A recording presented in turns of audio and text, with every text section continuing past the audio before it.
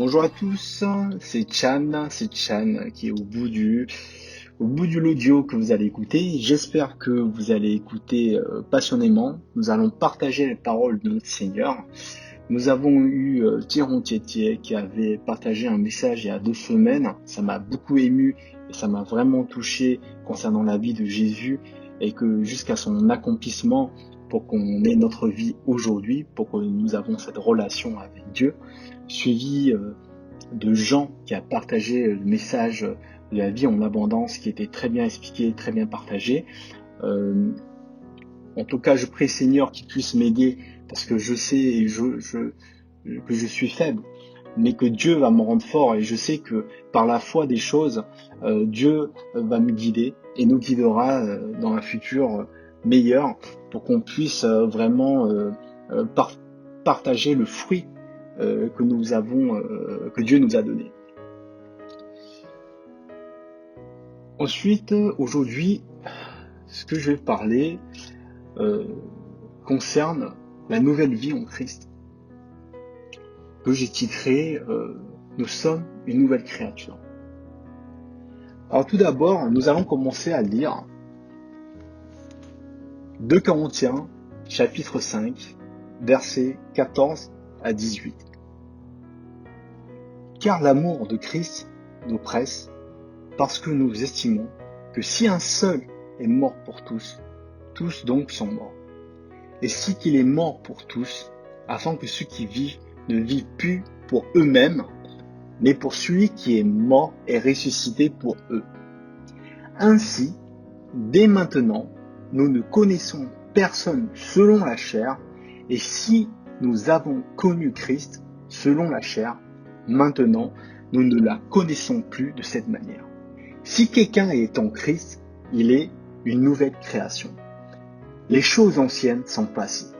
Voici, toutes choses sont devenues nouvelles.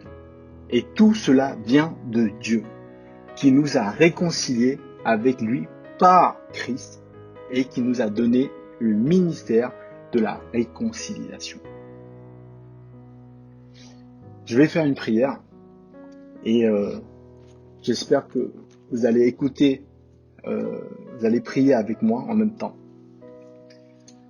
Seigneur, en ce dimanche de confinement, Seigneur, j'espère que tu puisses écouter notre prière. Seigneur, j'ai besoin de toi, nous avons besoin de toi, nous avons besoin de toi parmi nous, nous avons besoin de toi pour comprendre ta parole. Seigneur, guide-nous dans chaque parole. Guide-moi dans la prédication, Seigneur. Que chacune bénisse au nom de Jésus-Christ, Seigneur. Que aujourd'hui, le message ne sera pas un message de passage, mais un message qui puisse vraiment faire entendre les gens et faire écouter ta parole, Seigneur, que les gens mettent en pratique. Au nom de Jésus-Christ, Amen. Alors mes frères et sœurs, bravo, nous allons donc encore rester un bout de temps ensemble. Et aujourd'hui, c'est pas audio parce que forcément, avec le confinement, j'ai les cheveux longs qui sont poussés et je me sens plus à l'aise et présentable face à mon téléphone qui ne me dirige pas vers moi. C'est un peu plus simple pour moi. Aujourd'hui, il y a beaucoup de gens qui ont un problème avec le sens du mot la rédemption. Vous pensez certainement qu'on est libre, mais grâce à la rédemption. Mais est-ce que vous avez tous les bénéfices, profité des bénéfices de cette rédemption? Le Père, le Fils et le Saint-Esprit sont engagés pour ta vie, afin que nous ayons une vie nouvelle. Le Père a tant aimé le monde, Jean 3,16, car Dieu a tant aimé le monde qu'il a donné son Fils unique, afin que quiconque croit en lui ne périsse point, mais qui ait la vie éternelle. Amen. Alors si Dieu est prêt à donner son Fils unique pour nous, alors il n'y a rien qui peut nous être refusé. Vous êtes d'accord? Moi j'en suis persuadé. J'en suis persuadé que Dieu ne peut rien nous refuser. Car cela est sa volonté. la volonté de notre Dieu.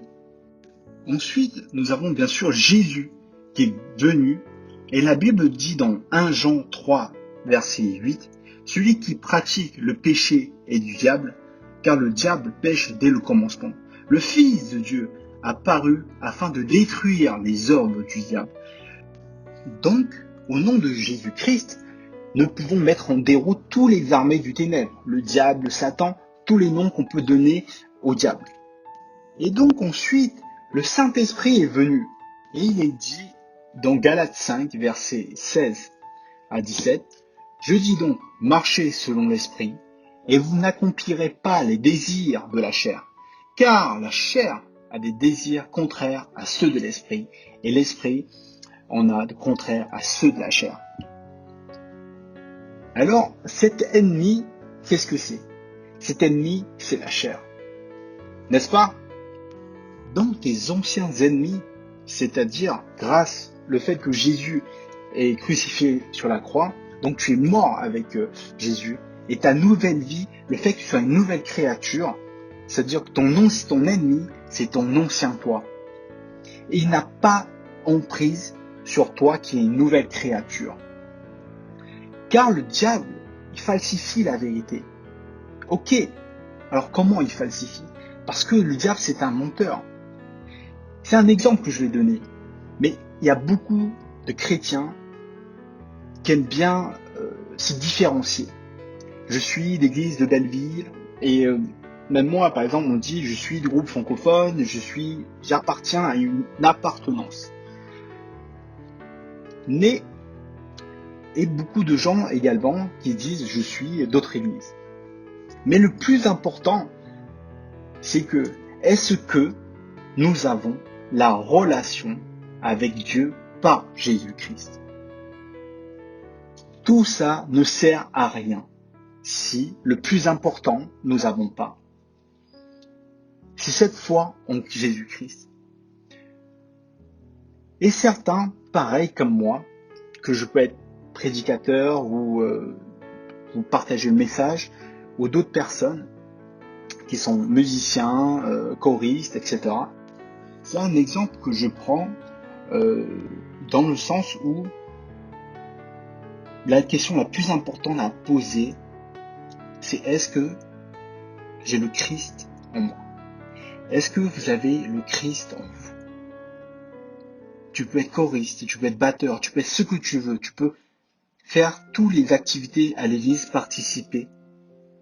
Tout ça n'apporte rien si, ou le fondement de la question c'est, est-ce que tu as le Christ en toi? Donc le titre, ça n'a pas d'importance. Car avant tout, c'est d'être en Christ. Je sais, je dis d'une manière devant un dictaphone, j'arrive pas à m'exprimer comme si j'étais devant vous.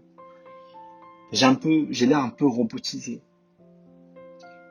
Mais ce que je veux vous dire par là, c'est que tout ce qu'il y a autour, tout ce qu'on fait n'a pas de sens si tout ça n'est pas fait en Christ. Alors pour mieux comprendre, nous allons relire 2 Corinthiens 5, verset 16. Ainsi, dès maintenant, dès maintenant, nous ne connaissons personne selon la chair. C'est-à-dire que tu ne me connais pas selon la chair, mais si nous avons connu le Christ, maintenant nous ne la connaissons plus de cette manière. Donc, ce que tu as été avant, c'était le passé. Je sais, nous avons beaucoup de problèmes avec le passé. Nous avons beaucoup de choses à dire et à redire là-dessus. Beaucoup d'entre nous, nous avons avec le passé et nous vivons dans le passé. C'est un exemple que je donne. Quand je discute avec les gens, j'ai beaucoup de choses à dire, mais souvent je vais parler du passé. Par exemple, certains qui vont parler de discussions qu'on peut en avoir, c'est j'avais un PC, j'avais une voiture, j'avais ma maison qui était trop belle, etc. Ou certains comme moi, où pendant une longue période, je me vantais sur les conquêtes, etc. J'ai une ex qui était trop belle, magnifique, blabla. Et j'ai l'impression que j'étais, en même temps, je le disais, j'étais quelque part encore fier de moi. Vous voyez, c'est ça qui est à redéfinir. Parce que, il y a une chose qui est importante qui n'est pas dit, c'est Dieu ne s'appelle pas j'étais. Dieu s'appelle je suis. Et là, j'aimerais qu'on dise Amen. J'aimerais qu'on dise Amen parce que ça m'a fait tilt dans ma tête. Et cela m'a réveillé réellement, quelque part dans mon inconscience. C'est que j'ai remarqué dans le discours de beaucoup qui sont témoignés, c'est que ils vivent toujours dans le passé. C'est que après plusieurs témoignages, j'ai l'impression que la ressenti que j'ai, c'est que les gens ils témoignent, mais quelque part c'est pas que les témoignages sont pas bons. Attention, ne me méprenez pas. C'est que j'ai bien peur que beaucoup accrochent au passé. J'ai compris une chose importante quand je témoigne sur mon passé. C'est que je dois surtout vous parler du présent et du futur, mais surtout de votre présent et du futur. Il faut qu'on arrive tous, chacun d'entre nous, à dépasser le passé. Le fait d'être accroché au passé fait qu'on n'arrive plus à avancer. Comment peut-on vouloir penser au futur si on n'arrive pas à vivre dans le présent et accroché au passé? Mais si tu as l'impression de toujours vivre dans les mêmes problèmes, alors il faut poser les bonnes questions. Es-tu né de nouveau? Es-tu une nouvelle créature? C'est ça les questions à se poser. J'aimerais, à cet instant, qu'on ferme les yeux et qu'on prie chacun pour soi. Et qu'on se dit, Seigneur, est-ce que je suis né de nouveau? Est-ce que vous avez des doutes là-dessus?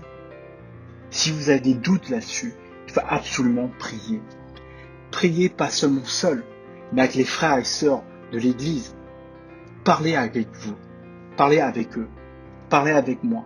Si vous avez vraiment des problèmes, il faut se confier, il faut se faire aider. Parce que aujourd'hui, le message que j'aimerais vous passer en même temps, c'est qu'il faut laisser tomber ton ancien toi, ce que tu as vécu, pas l'oublier, mais de savoir de le mettre de côté. Savoir une fois pour toutes se dire ce qui a été, été. Maintenant, je vais vers l'avant, pas en avant. Dieu vous réserve de grandes choses. Il nous réserve des bonnes choses dans l'avenir. Et je le dis prophétiquement et j'en suis persuadé. Ô Seigneur, je le sais. J'aimerais qu'on prie, les frères et sœurs. C'est qu'on se dit, Seigneur, j'y crois en toi. J'ai foi en toi et je sais en ton nom que tout est possible car nous sommes des nouvelles créatures. Nous sommes nouveaux et ce nouveau doit te ressembler, ce nouveau doit te suivre, doit accrocher à toi, accrocher à l'avenir, le chemin que tu es destiné à moi. Amen. Mes frères et sœurs, il faut se réjouir de ton présent que Dieu t'a donné et laisser ton passé passer. Parce que le diable, le démon, il essaie de te faire croire que ton passé est glorieux. Comme je l'ai dit tout à l'heure à propos de mon passé, quand je racontais des histoires avec des frères et sœurs d'église quand j'étais un peu plus jeune, bien sûr, ça c'était il y a déjà une dizaine d'années, je suis plus tout jeune, qui fait que je racontais toujours les histoires glorieuses. Alors que c'était passé pendant mon ancien moi, pendant où j'étais, les mots sont durs, mais j'étais limite ami avec le diable. C'est lui qui m'a tendu la main et je lui ai serré la main et je suis parti avec lui.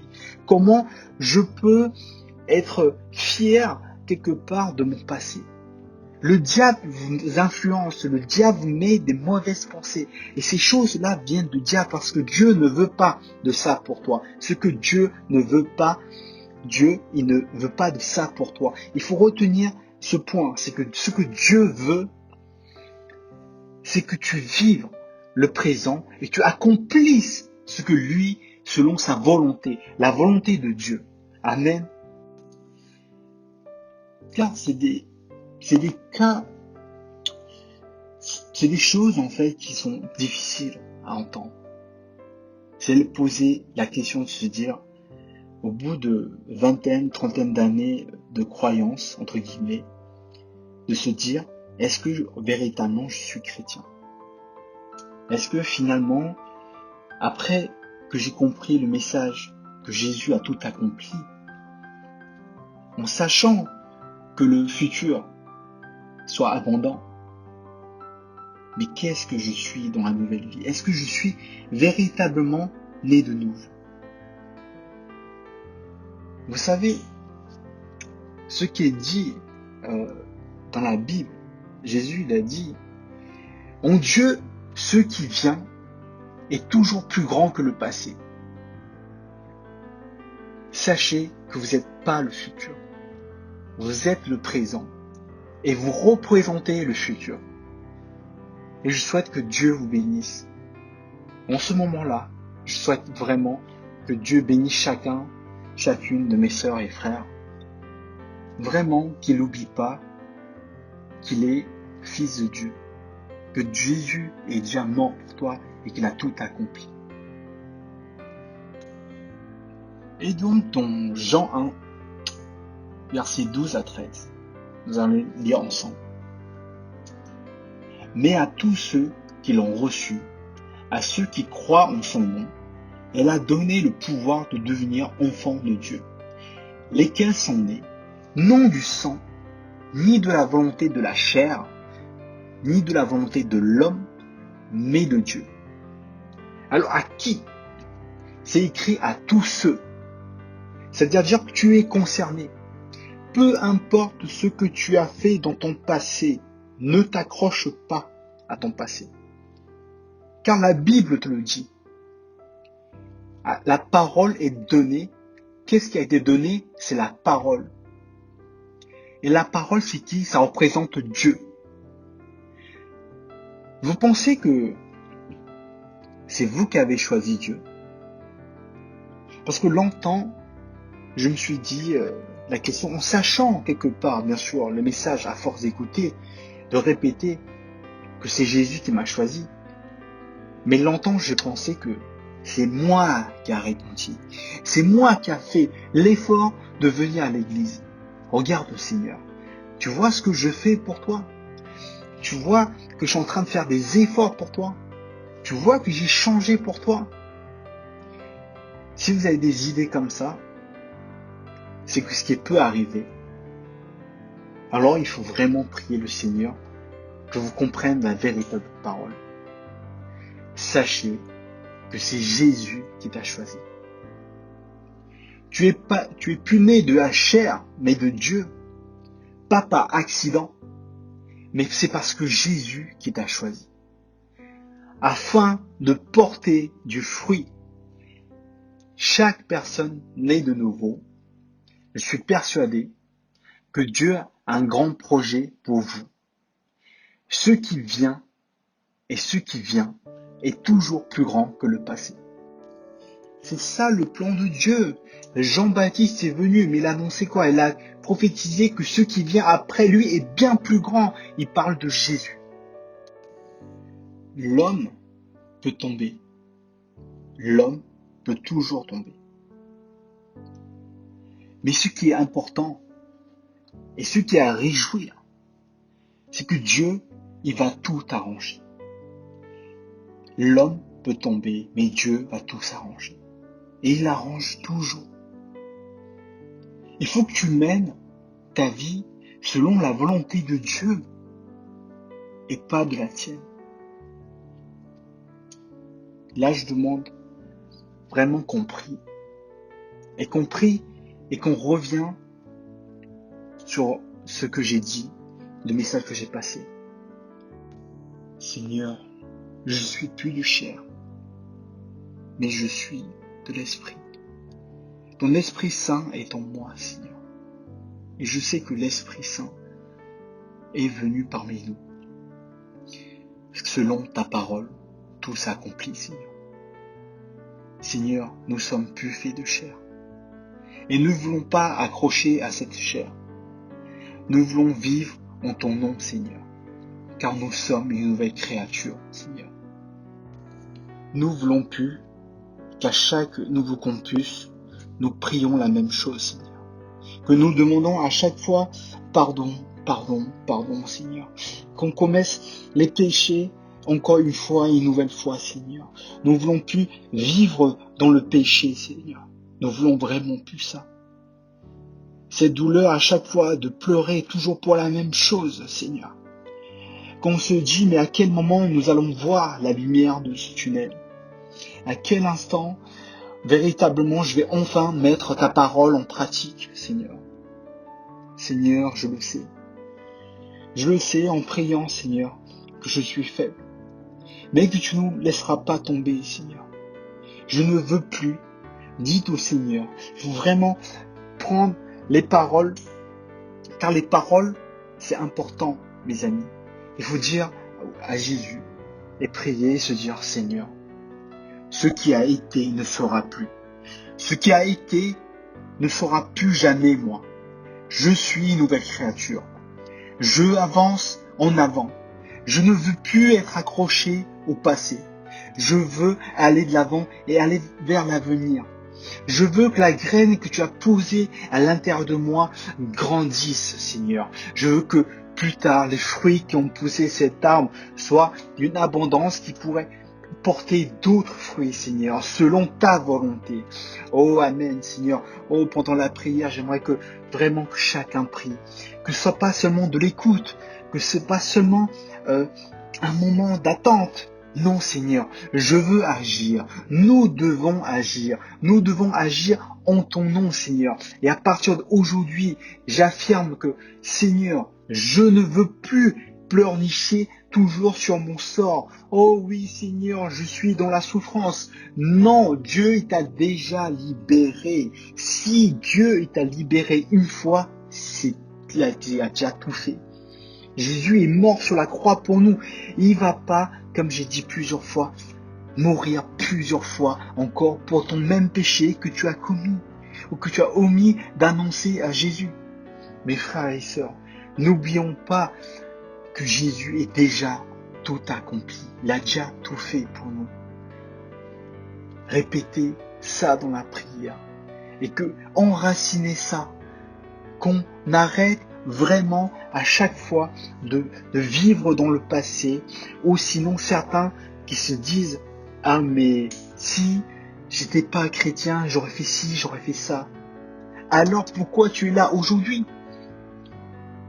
Pourquoi tu es en train d'écouter ce message? Non, on ne regrette pas son passé. On ne peut pas regretter ce qui a été mauvais. On ne peut pas regretter le diable. Jésus, le Sauveur, est venu sur terre pour nous libérer de ce mal. Et j'aimerais qu'on dise des Amen, qu'on est d'accord, même si je ne vous entends pas. Dieu, il vous entend. Oh Seigneur, j'aimerais que mes frères et sœurs fassent réellement cette prière, qu'ils avancent et qu'ils progressent en ton nom, Seigneur. Béni soit ton nom, Seigneur. Béni soit ton nom. Et j'aimerais vraiment qu'on bénisse notre Église. J'aimerais qu'on prie pour notre Église et qu'il y ait moins de problèmes dans la jeunesse à venir ou certains jeunes qui ont déjà ce type de problème. J'aimerais qu'on prie pour eux, qu'ils sortent de ces problèmes-là. Mes frères et sœurs, certains ont des problèmes et qu'ils n'arrivent toujours pas à sortir de leur passé. Ils sont accrochés par leur péché, Seigneur. Que au fond d'eux, ils n'arrivent peut-être même pas à le voir, Seigneur. J'aimerais que tous les frères et sœurs qu'on prie pour libérer ce mal qui est quelque part, qui nous hante. Seigneur, tu as tout accompli. On le redit, Seigneur Jésus a tout accompli. Il ne peut plus nous arriver. Satan ne peut plus nous défaire de notre lien avec Jésus. Nous sommes accrochés à Jésus et on est en avant. Amen, mes frères. Aujourd'hui, nous finissons sur ce prière, Seigneur. Mais j'aimerais vraiment qu'on se pose les bonnes questions. Où est-ce que j'étais? Ce n'est plus important puisque nous sommes morts de la chair. Aujourd'hui, nous sommes une nouvelle créature. Et ce qui est important, c'est de savoir en Christ où est-ce que nous irons demain. Qu'est-ce que nous ferons pour notre groupe? Qu'est-ce que nous ferons pour notre groupe? Amen, mes frères. Je suis content d'avoir partagé ce message avec vous. Et c'était un message très court, mais j'espère que ça puisse réellement vous aider. Amen. Et je vous dis à très bientôt. Bon dimanche.